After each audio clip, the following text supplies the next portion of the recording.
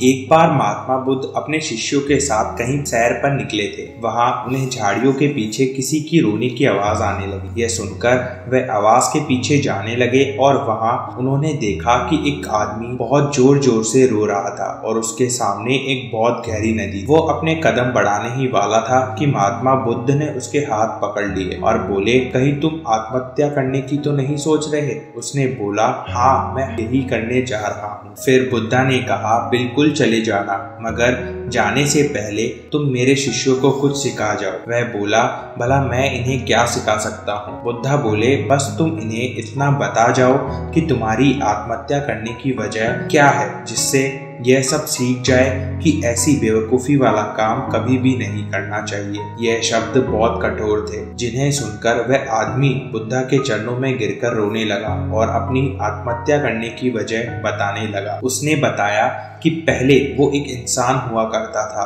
और उसका जीवन सुख शांति से गुजर रहा था। पैसों की भी कोई कमी नहीं थी, पर उसकी पत्नी उसे बार बार ताने मारती थी और बोलती थी, इस खेती बाड़ी के पैसों से तुमने हम दोनों को तो पाल लिया, मगर इन पैसों से तुम हमारे बच्चों को नहीं पाल सकते। वो धीरे धीरे बड़े हो रहे हैं और उनकी पढ़ाई का खर्चा तुम कैसे उठाओगे? पत्नी के ताने सुनकर मैं बहुत परेशान रहने लगा और तब मेरे अंदर अंतरात्मा की आवाज आई और उसने कहा कि मैं मेरी सारी खेती बाड़ी बेचकर कोई व्यापार शुरू कर लूं। मैंने वैसा ही किया। मैंने अपनी सारी खेती बाड़ी बेचकर और अपने रिश्तेदारों और दोस्तों से उधार लेकर व्यापार शुरू किया।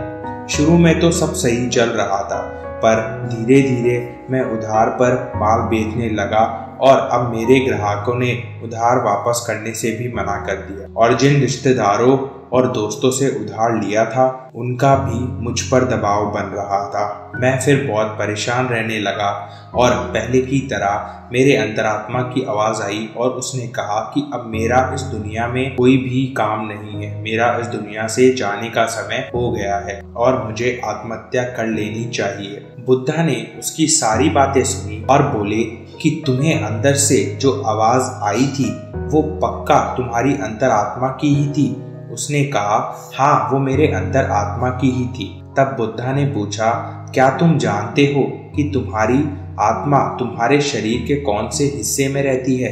उसे इस सवाल का जवाब नहीं पता था और उसने बोला, भला अंदर से जो आवाज आती है वो अंतर आत्मा की ही तो होती है। बुद्धा ने बोला, नहीं, ऐसा नहीं होता। हमारी आत्मा तो बहुत पवित्र होती है और वो कभी हमें हिंसा करने को नहीं कहती। जो तुम्हें आवाज आई है वो तुम्हारे ही मन की आवाज है और तुमने अपने मन में परेशानियों का ऐसा जाल बना लिया है जिसके कारण वो तुम्हें ऐसा करने को कह रही है। उसने कहा, तो आप ही बता दीजिए कि मैं अपनी अंतरात्मा की आवाज कैसे सुनूं? बुद्धा बोले, अगर अंतरात्मा तुम्हारी ही है तो उसे सुन भी ही तुम सकते हो। तुम्हें उसे सुनने के लिए अपने मन को शांत करना होगा और ध्यान पूर्वक बैठना होगा। जिंदगी की भाग दौड़ में हम खुद को टाइम ही नहीं दे पाते, जिसके कारण हमारा मन अशांत रहता है। जब तुम एक पत्थर नदी में फेंकते हो तब तुम्हें वो डूबता हुआ दिखता है, मगर नदी के अंदर क्या होता है वो तुम्हें नहीं दिखता। यह ऊपर जमी काई की वजह से होता है। ठीक इसी प्रकार हम हमारे मस्तिष्क पर विचारों का जाल बना लेते हैं और हमारे अंदर क्या हो रहा है ये हमें भी नहीं पता चलता।